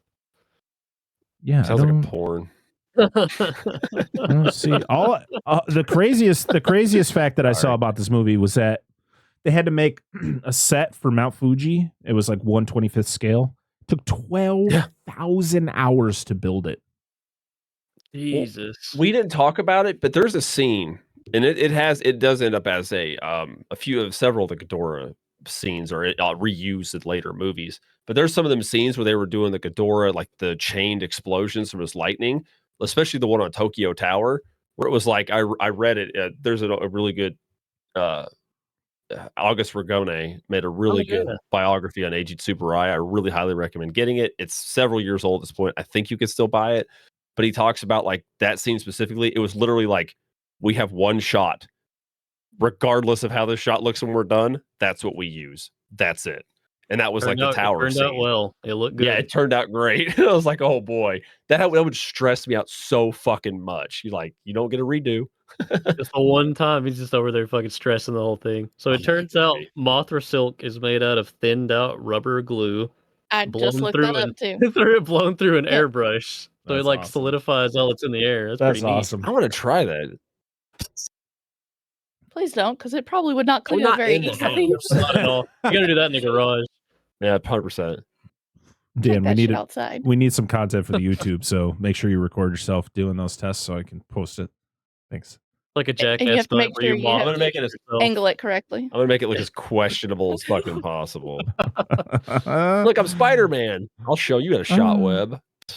You got to combine it with that bird on toy. You can censor the. Oh yes, it's kind of massage it a little bit. And you get the. Oh yeah. So other than the fight scenes, this scene right here is the funniest scene in the entire movie, and that is Mothra trying to convince Godzilla and Rodan to join forces to fight King Ghidorah, and then they're the Mothra twins are translating the conversation back to the people, and it's literally just, what's going on? Do they want to fight? No, because they say that humans are bullies. Like, what have humans ever done for them? They just, they attack them all the time. And I did like the one guy who's just like, damn you, Godzilla. Yeah. Bastards. He takes it personally. Yeah, he's just like, fucking pettiness. It's so funny. Like me, what did I fucking do? I didn't do nothing. But yeah, King Ghidorah shows up. Shades guy and his goons get fucked. Like, just debris falls on top of their car. Shades guy makes it out though. Mothra will fight alone if Godzilla and Rodan don't want to fight. So she hobbles her way over to where Ghidorah is, and then Ghidorah just fucking tosses her around, just bah, bah, bah, bah, like a pinball machine, man. And that's when Godzilla is like, no, we'll help you now. And then they both, come in and help. I love the fact that like Mothra grabs onto the end of Godzilla's tail and he drags her out of there. It's a great shot. Like winches her up. Yeah. Like, let's go. All right, we gotta go. Awesome. King Ghidorah and Rodan face off because they're both flying around, and this is very much recreated in King of the Monsters, where we were talking about Rodan. This. Yeah, Rodan is attacking the planes, and then he comes face to face with Ghidorah. Instead of flying, instead of smashing into each other like they do in this. No, they're movie, chasing each other Rodan around. Stops. Yeah. Well, there's the scene where they like just collide in this movie and then fall to the ground. Okay. Well, that was an accident, but we There's just kept it definitely in. not someone in that suit. Oh, that looked great. I thought No, the flying scenes. There's no one in those. No, when he drops, because it just goes. It just kind of compresses. Yeah. Yeah, that is funny. Yeah. his spine broke his fall. For the monster dialogue, I'm wondering with you guys, do you prefer this or is it Damn or one of the later ones where they do like they have voices that's like the goofy Godzilla voices? Do you guys like this more or that? I don't know. I haven't seen that one. Okay. So. This is Godzilla versus Gigan, and there's two versions. People don't know this. I'll mention it again whenever we get around to it. But in Godzilla versus Gigan, because the main character is a comic book artist, so there's kind of this like manga comic thing to it. In the original Japanese version, Godzilla and Anguirus would talk, but it was like this it was almost like you took the audio track and put it on scratched it on like a turntable. Yes, they were DJs. And that's it. But there would be speech bubbles by their heads, like a manga or a comic book.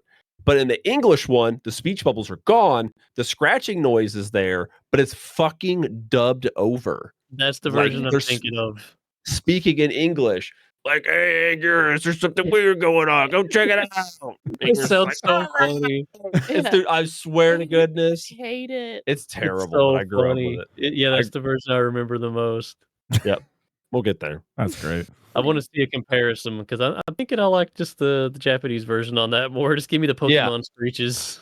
I do too. You still get the screech, but you don't get the dub over, and you get the dialogue boxes, which is a nice touch.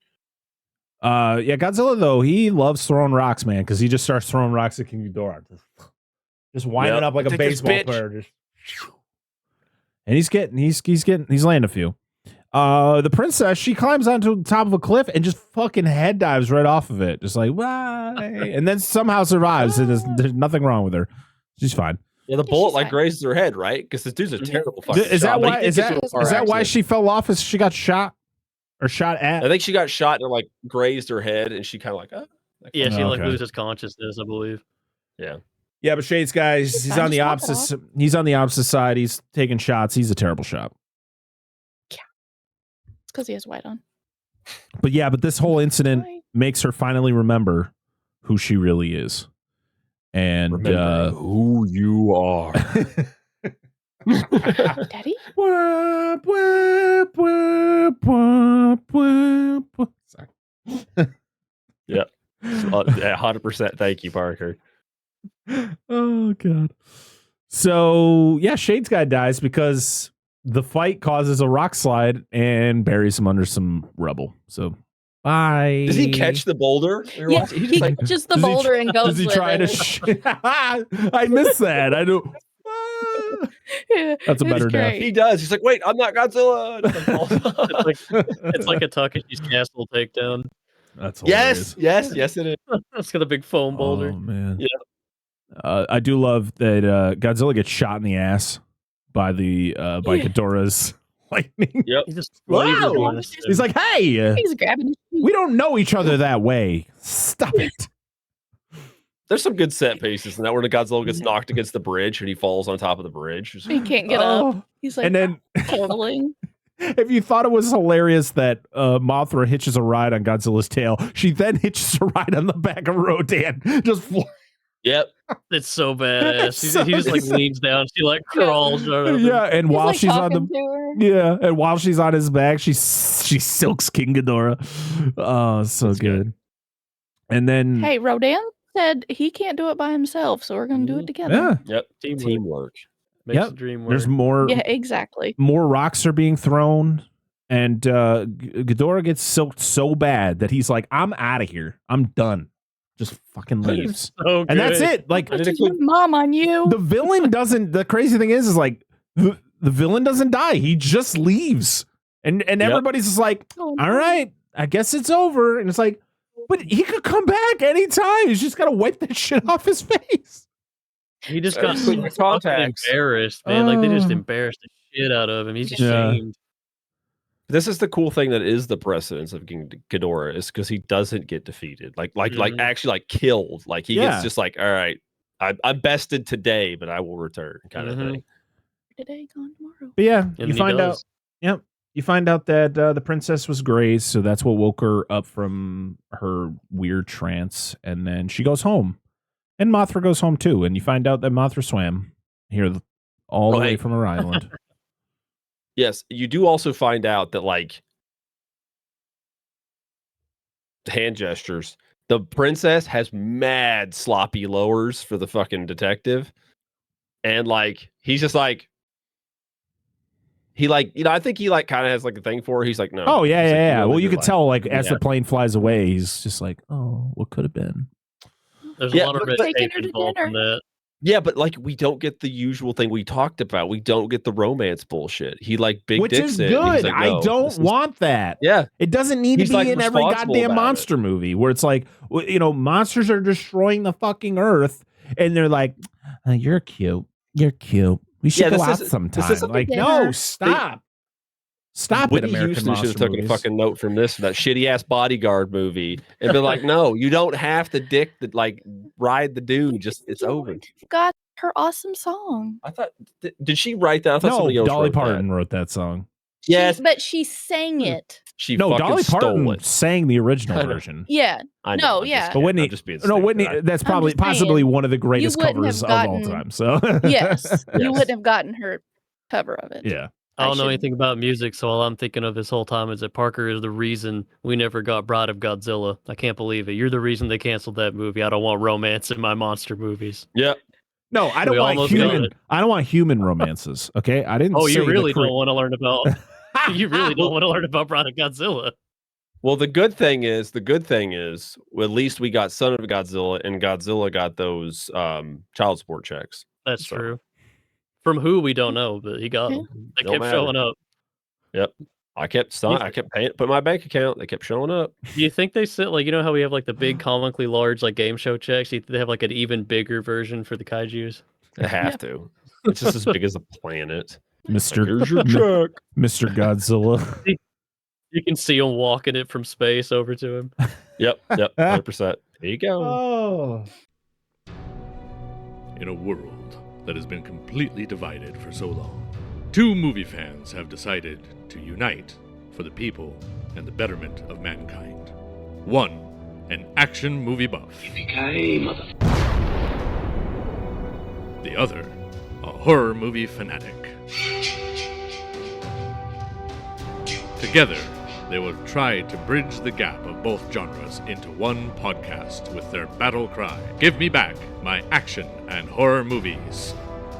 Listen along as Charlie and Nate alternate each week talking about action and horror movies they cherish, mostly from the VHS era. Also, including some modern examples that felt like the movies they grew up with by answering the battle cry, "Give me back my action and horror movies."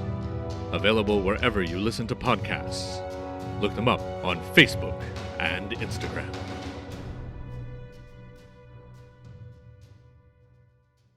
Well, that's it. That is the plot of Ghidorah, the three-headed monster. Now it's time to go around the room and talk about our final thoughts on the movie. We're going to start with our guest, Mikey. What did you think of this movie after your latest watch? Well, the fun thing about being a guest on all these and not having your own shows, I always get to go first. It's really fun. Every time I pop up. Seeing it twice today, I went from one of those that I remember being good that I put on as like good background noise to just kind of have a goofy dubbed Godzilla movie on playing for ambiance and all that. But it kind of elevated itself to actually being an example of what I kind of want out of a Godzilla movie. Like, I don't remember it being this good. It was kind of surprising for me, but the human stuff was interesting. The monster fights were really fun. The technical aspect is there. Like, you can see all the money that went into it and all the talent behind it. It was just a good watch all the way through. You get all the hallmarks of a good monster movie, I think. You had me worried there for a minute. No, this is fun. All right, Angela. I mean, I picked it. I love it every time we watch it. I mean, yes, it's not the best Godzilla movie out there, but this is mine. I love Ghidorah. He's coming So- back into frame. There he is.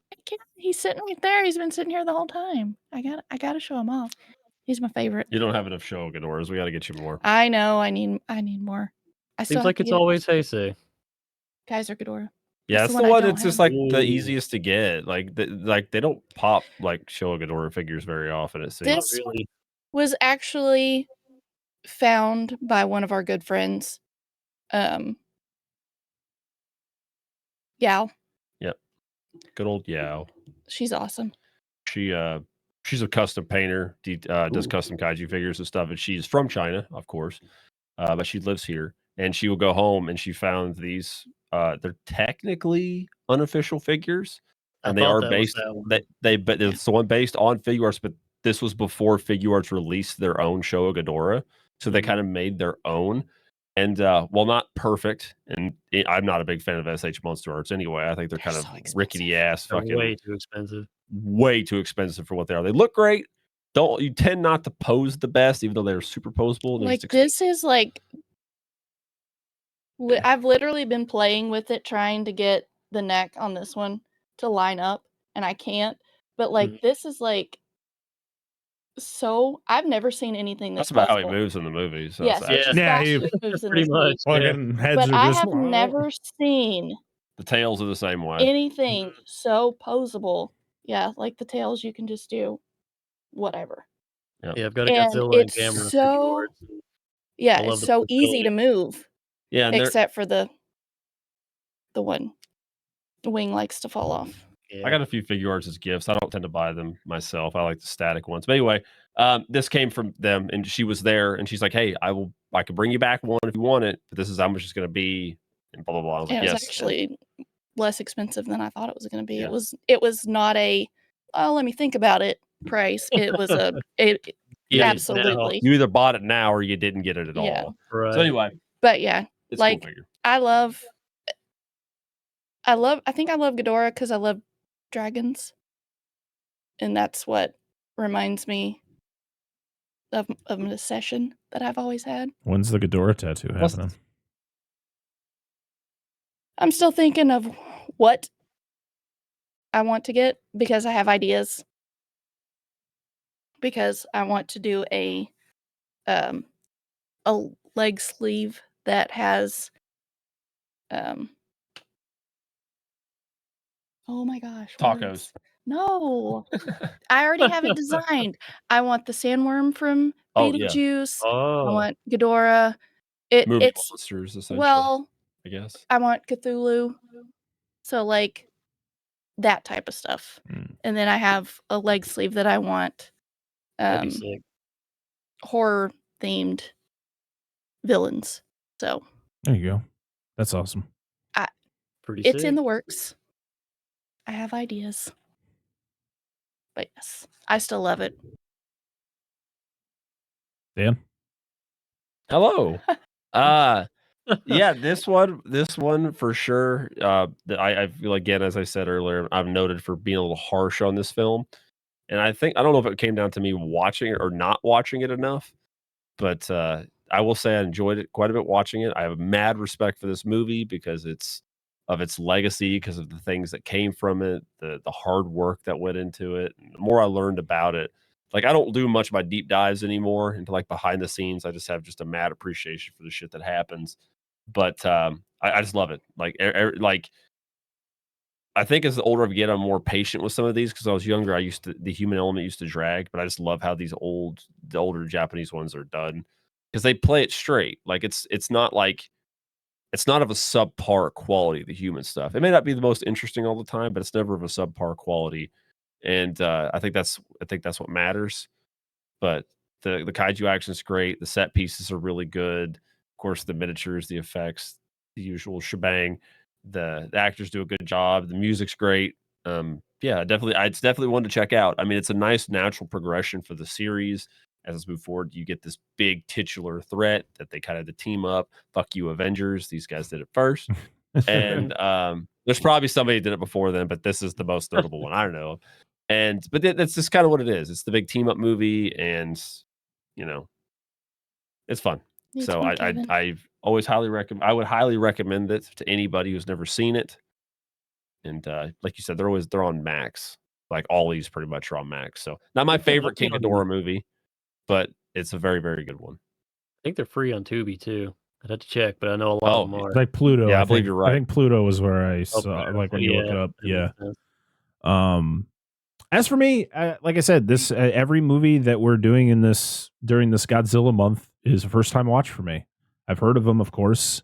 Dan and Angela have talked about, I mean, especially this one because, like I said, I've listened to Flicks and Friends episode on this movie that Angela requested after we talked about Grizzly over there. So like I know of this movie, I knew aspects of this movie, but like I had never sat down and watched it, and I had a great time, and I've had a great time with all the ones that I've watched so far. It's goofy, and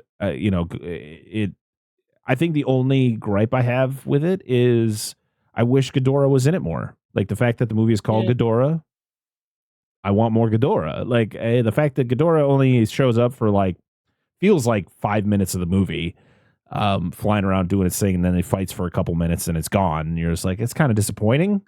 So hopefully, when I get to watching other Ghidorah movies, we'll get to see it more.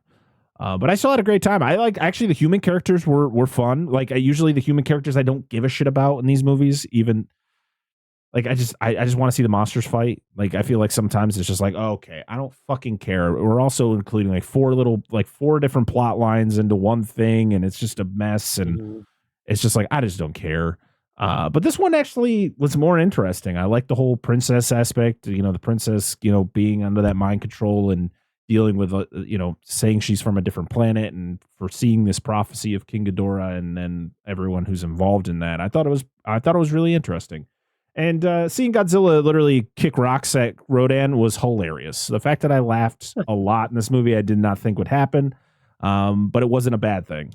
It was just a great time. And to see Rodan back, it was so good to see him back after we talked about Rodan last year for Spooktober, which was, it's still weird to me. That's a Spooktober episode. Hell yeah. Those Megaleucon things are creepy, man. That's a spooky movie. They are. Oh my goodness, those friggin' those creepy ass worm caterpillar things. Yep. But yeah, I had a good time. And definitely want to watch this again. And at some point, hopefully I'm going to buy that Criterion box set so I can own this physically. Yeah.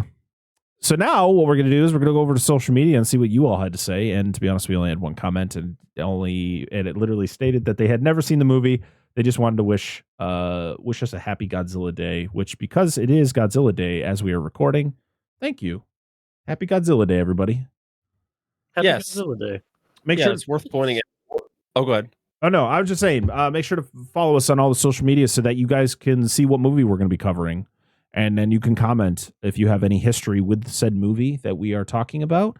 Because we love to hear your stories, your thoughts on the movie that we're talking about, just because we love, how, we get people who love certain movies, don't like certain movies, and we don't care. We just want to hear it. And so, yeah, make sure to follow us. Instagram and Threads at Dissect That Film Pod, and Twitter at Dissect That Film if you want to follow us and follow along. Now we talk about what we're doing next week. Next week is the final week of Godzilla Month, and it is our Patreon pick. And Angela has won yet again, as next week we are talking about 2004's Godzilla Final Wars. And we have that one's good.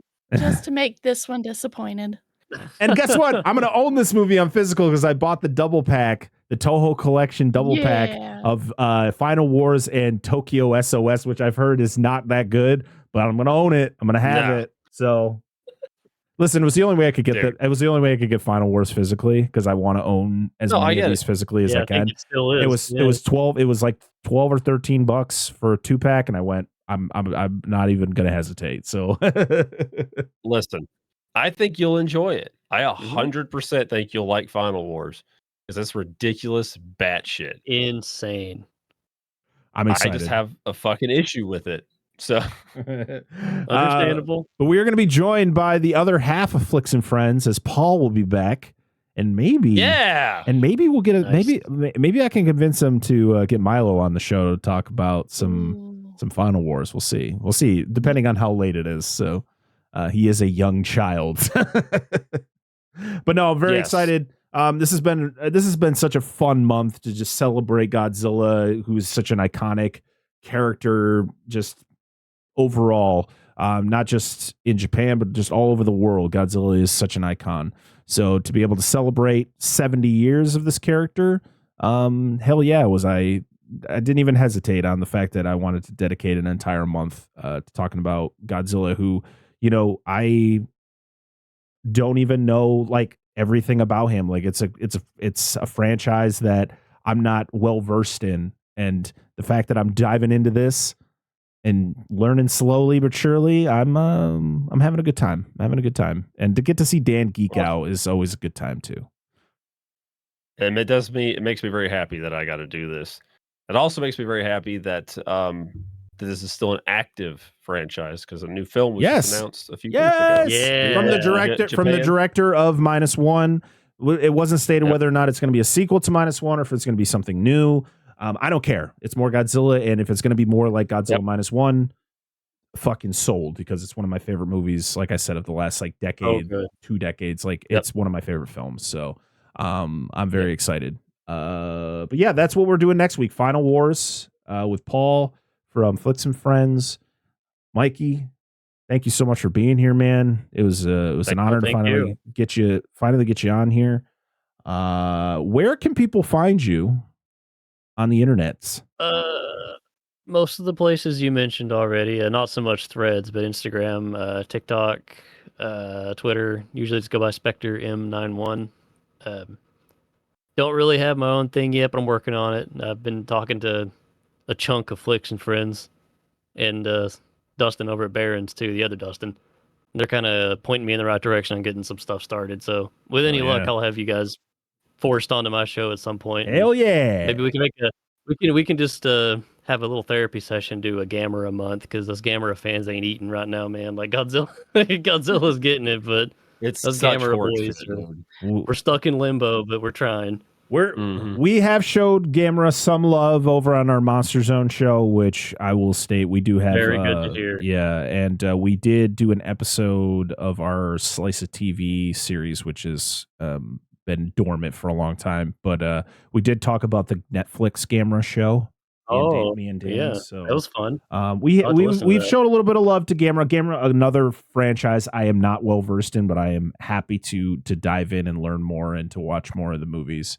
That's why I have such a blast with this show, and is to be able, because I'm feeling like what Dan and Angela feel like for 95% of the episodes we do, because usually it's me bringing a movie to the table that they haven't seen before. Well, now it's my turn to be like, I've never seen these movies before. Nice.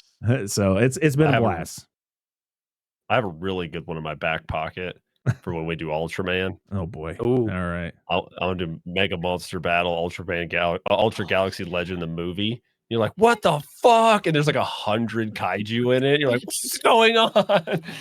Listen, Dan. See, that tells me I really got to get more into the wider fringe of Ultraman stuff, because that sounds awesome. We talked Ultra Monster Galaxy kicks ass.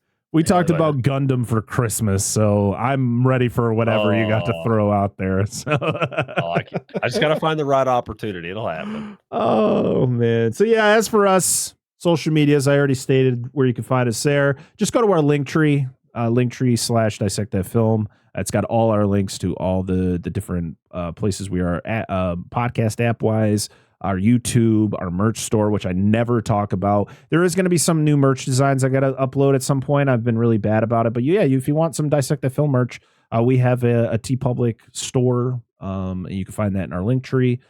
We have a Patreon, as I just stated, patreon.com/Dissect That Film, where for $1 you can get early access to episodes, poll access. Sometimes I put like pre-show videos up of us just kind of having conversations before we actually start the show. And then for $3, you can get access to our exclusive monster show called The Monster Zone, where once a month we spin a wheel, we land on a monster movie, and we talk about it. For this month, It's free for everybody because we are talking about a Godzilla movie. Like I said, it's all about Godzilla this month. And for the Monster Zone this month, we are talking. The episode should already be out. We are talking about Terror of Mechagodzilla. So we got Godzilla versus Mechagodzilla for our core show. Terror of Mechagodzilla for our Monster Zone. I'm very excited. And yeah, everybody gets to listen to that this month. The World Wide Web gets to have access to that. And then next month we'll be back to our normal Patreon exclusive stuff. And also we got the Godzilla animated series episodes. I don't know, one may be out by now. Recordings are all over the place, but you guys are going to be getting 2 episodes of that where we'll be talking about the 1999 Godzilla animated series. So very excited to that we're doing that. I thought it would be a fun little thing to do since I bought it on DVD, and I said, you know what? Let's fucking talk about this shit. Let's do it. Love that show. So, hopefully one's out by now. If not, you're going to be getting them. So stay tuned. Other than that, I don't think I got anything else. You guys got anything else? Am I missing anything? Oh, make sure to just go watch. Oh, I'm sorry. Make sure to like, comment, and subscribe on YouTube because we're on YouTube.